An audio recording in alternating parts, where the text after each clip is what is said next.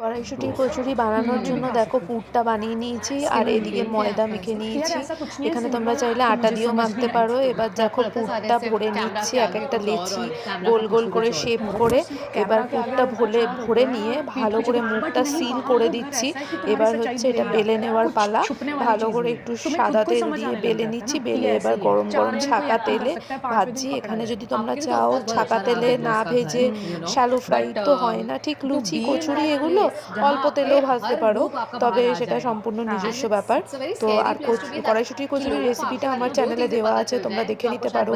এই ভিডিওটা ভালো লাগলে ভিডিওটাকে লাইক করো, শেয়ার করো, অবশ্যই কিন্তু আমার চ্যানেলটা সাবস্ক্রাইব করে দিও প্লিজ। সকলে সাবস্ক্রাইব করে সাথে থেকো এরকম আরও বিভিন্ন রকমের রেসিপি দেখার জন্য। কেমন লাগলো অবশ্যই কিন্তু কমেন্টে জানাতে ভুলো না।